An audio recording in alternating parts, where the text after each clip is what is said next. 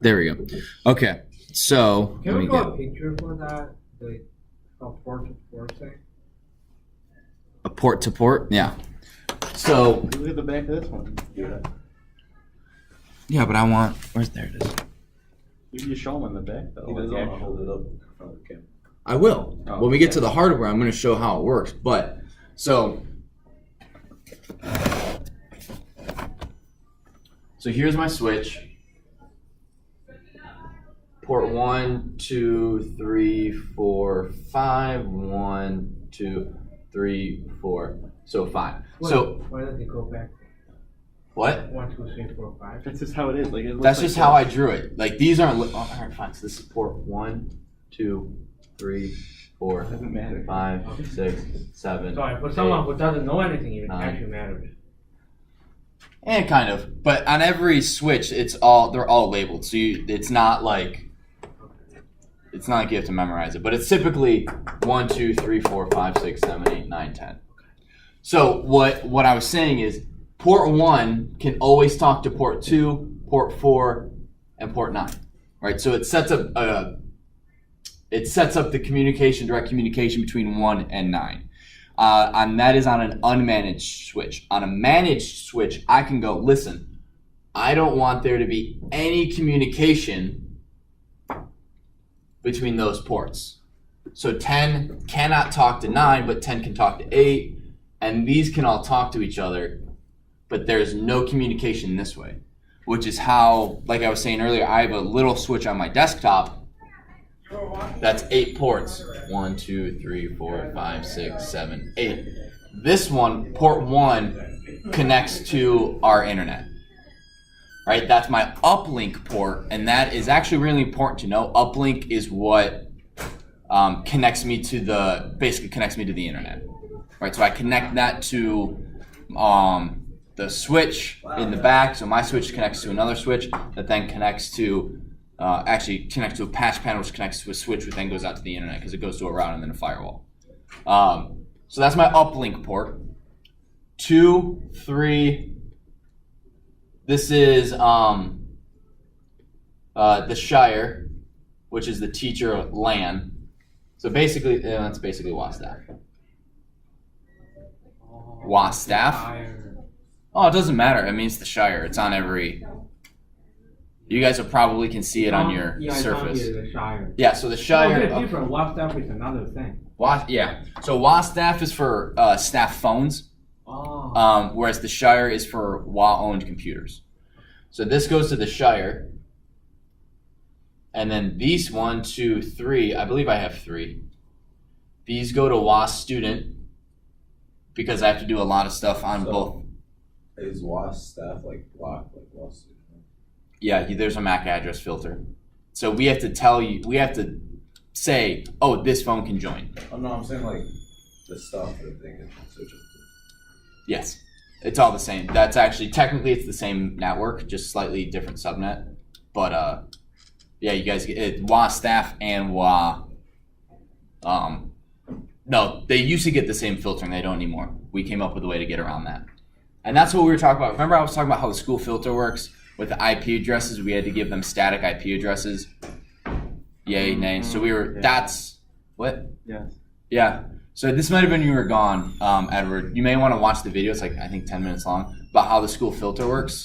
It uses MAC address. Our old one used to use MAC address. So based on your MAC address, we could give you different levels of filtering. But our new one is IP address based. And so we had to give a static IP address to certain devices with a MAC address. And then we say, okay, these IP addresses get different types of filtering. So then these go to WA student, and then this is for WA guest, in case I need to do some work on there. But these ones are all separated. So these two can talk to each other, and these 3 can talk to each other, and those 2 can talk to each other, but 3 can't talk to 4, 5, or 6.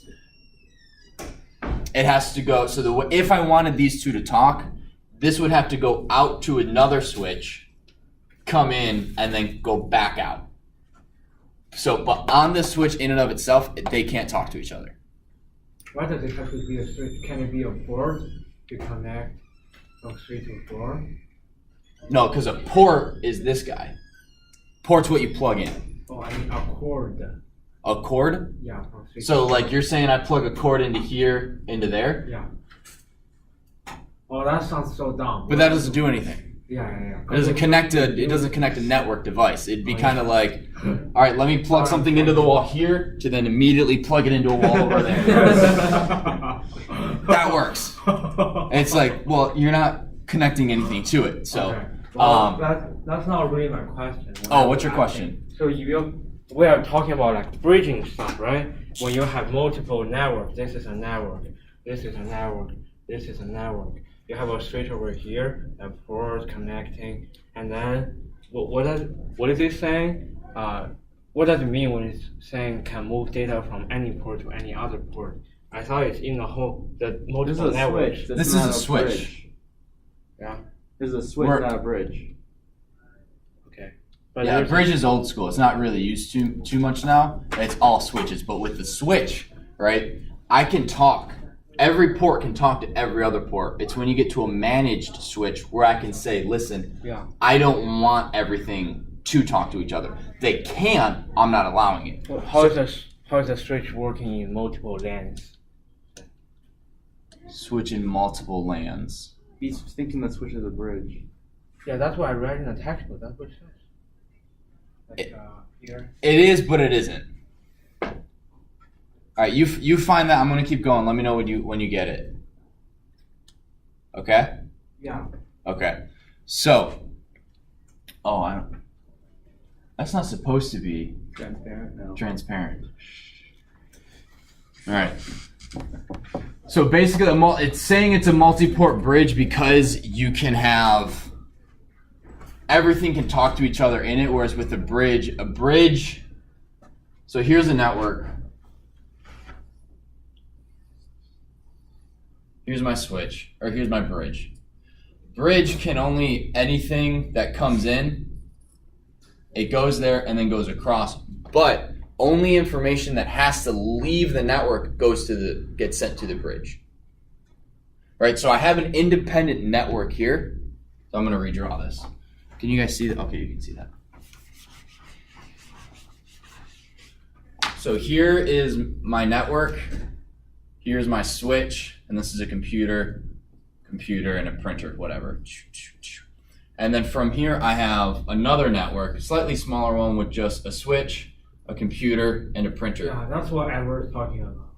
Right, and here's my bridge. My bridge goes from my switch to here.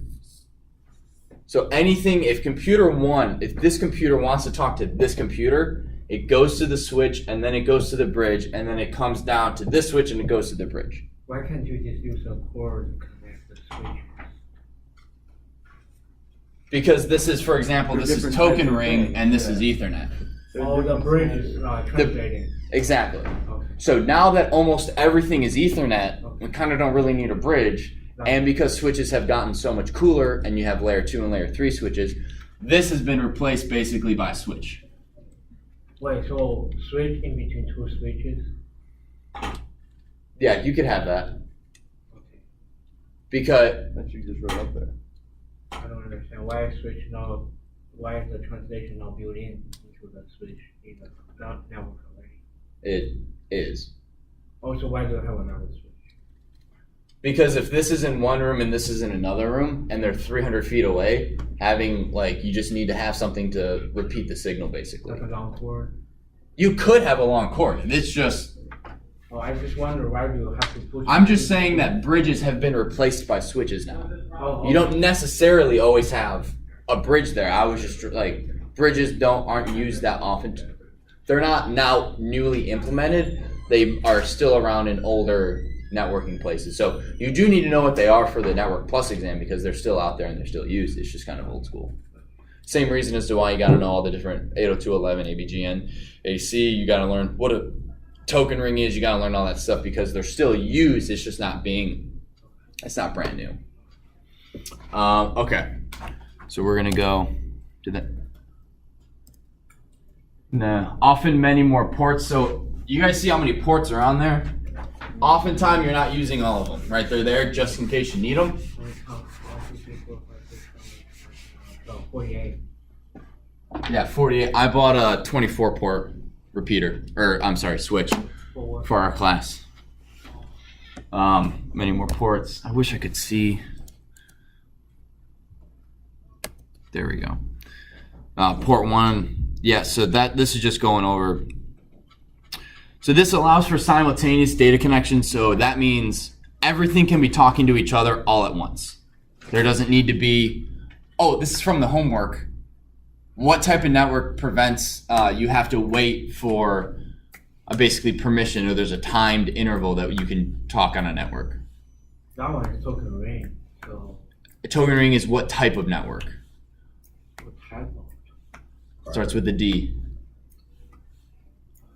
Deterministic. Oh yeah. Not everything can talk all at once. You have to wait. Whereas with this, as you can see, when port 1 and 6 are communicating, port 2 and 9 are also communicating. So it's simultaneous data connections, and you don't have to wait, which is really, really cool. Simultaneous, like the opposite of. Deterministic. Oh, can you see the PowerPoint?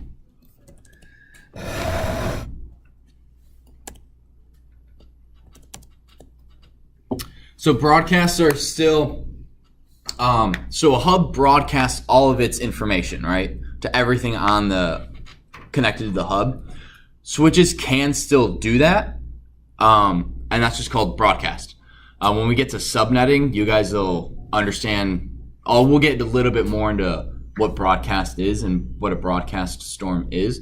But for now, a hub does that internally or inherently, whereas a switch, it can do that, but it doesn't always do that. Yes, sir. Yeah. Quick question. So I thought token ring is topology, but when we are comparing token ring with Ethernet, it seems like it's what do you call it? What's the a protocol? So what is it? Isn't it a topology? Why is it a protocol? Token ring is token ring is a protocol. Okay. What is topology? Topology Yeah, would something be, to do with token ring. so topology is, The physical layout, right? that's a ring topology. Ring topology and token ring is the protocol is using. Yeah, that's a bus. Okay. So yeah, does that answer your question? Yeah. Okay. So managed switch. So a managed switch is actually really, really cool. That's what I have on my desk, and allows me to have stuff on the Shire, on WA staff or WA student, and on WA guest. And we're gonna get, so this is this managed switch? Yeah, this is a managed switch, and the two that I bought for the class, those are also managed switches. So we're gonna learn a little bit on how to actually manage a switch, either through the GUI or through the command prompt. Do you guys know what GUI is? The other thing, GUI. UI. It's not Yeah. GUI. Oh my gosh, GUI it totally just is sounds pronounced a better. GUI. It just sounds better when you say It sounds GUI. better if you say GUI. Yeah. It makes it sound professional. Oh my gosh, don't even get me started, you It's two. not pronounced GUI. It 100% is No, it's pronounced not. GUI. Look it I up. Yes. think whatever Look it Mr. up. Soder does is right. Can I get extra points? No. So GUI, I think Jared is right. Hey guys, did you mess with the GUI? Yeah. What? no. Sounds better. Okay, I'm going off of what Mr. Vishnov and what Mr. Krafolinsky say. Is he in there right now? Yeah, they pronounce it. No, sit down. Sit They down. pronounce Sit it down. GUI? Sit down. Sit down. When you guys are all getting prepped or whatever, and I'm whatever, I'll ask them. But GUI stands for GUI. It just said it. type in NAP. Whatever. We'll get into this later. It stands for graphical. Net. It's Net. Google Translate. Of course, it's not going to do that. A GUI, graphical user interface. A GUI. This is cited. If you really want to be professional, you say the whole thing, graphical user interface. Yeah, we Or should do that. GUI. Yeah, let's say graphical user interface. Yeah, that's why you don't say a network interface card all the time. You say NIC. It's GUI. Okay. Okay. Stop it. What's going on? Edward, stop it. Okay. So GUI stands for, or GUI Yeah. stands for Graphical User Interface. So in Python, those of you who have taken Python, when you're doing Oh, the Pi game in the end. when we're doing Pygame, that has a graphical user interface. But when we're just doing text-based stuff, that's text-based. So there's no graphics, there's no pictures, there's nothing like that. All it is text. So before video games, they had text-based video games, which is, you know, you're in a field and you see all this. Where do you want to go? Well, I want to head north. You can't go north because a bear blocks your way. You have to go back. So that didn't have a graphical user interface. With these switches, you can use either the graphical user interface or you can use text commands or command prompt, just like ipconfig or ping. You just type in commands and it does those things. So dynamic MAC addresses. So it all right, we've gone over this. It automatically assigns MAC addresses, or I'm sorry, it automatically creates the table of MAC addresses for each port. What, Edward? And the ones that consist, the ones that make up the table are the actual MAC addresses of computers. Yeah, so here's my switch. Here's port 1 because I'm not drawing them all. In here, it has a table that's like port, MAC. Port 1 has 1, 2, 3, 4, 5, 6, 7, 8, 9, 10, 11. I think that's 12. 9, 10, 11, 12. That's the MAC address. That makes sense. Oh, every single port. Every single port. So this is 2, and then this is 3, whatever. Another one, this is 3. That's another MAC address. And the second then, login actually has the same table. And what? Second port has the same table. Well, This is a whole. this is as a switch. The switch knows this, and I'm going to turn this so they can It's see. not just for the port. It's not per port, it's per switch. Okay. And then when this MAC address gets unplugged, this thing goes blank and waits for something else to get plugged into it. Okay. Does that make sense? So they record all these in order to get connected. Yeah, it has to know all these things. What if it's not recorded yet? They will send to all other ones except the one recorded, right? That's not right. Say that again? If the MAC address is not recorded in the table, and this computer sends stuff to this MAC address that's not recorded, it's not gonna send to this, but gonna send to every other one. It might, yeah. That sounds about right. Yeah, that's it. It's just, yeah. It's hard. It's for if your MAC address is not assigned to a port, you have issues. By assigning, what do you mean? How do you assign it? You don't, it's all done automatically. But then if it's a managed switch, like you can log in and say, listen, I only want port 1 to accept that MAC address. So the only computer that can use port 1 is this MAC address. Whereas with an unmanaged switch, you can't really do that. Okay. So static MAC addresses, yeah, here we go. This is where you manually assign to a port and the port assignment does not expire. So time to live, or aging time, I'm sorry. Aging time is how long a MAC address is associated with a port, and if there's no communication in that time, it forgets it. It like frees it up internally for memory. Does that make sense?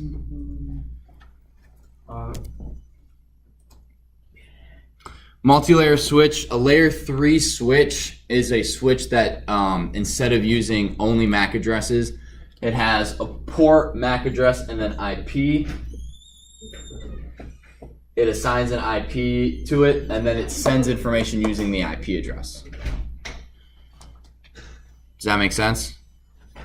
With that, you can now connect to the internet with that. So if we wanted to connect to the internet and all we had was this switch, we would need another piece of hardware to plug this switch into to then go to the internet. With the layer 3 switch, we wouldn't need that. We could connect directly to the internet. So, how about all the times that we connect the Ethernet from the wall to the... That was... I don't think we connected to the wall. I think people were sitting over there. I think Suzanne was sitting over there. You connected along with the wall. Right there. For what? To the switch? Yeah, when we had the switch on the table. I can't remember. I'm sorry. It just gives it internet. So like, does that give the whole? Oh, no, I see what you're saying. Okay. No, that gives us internet.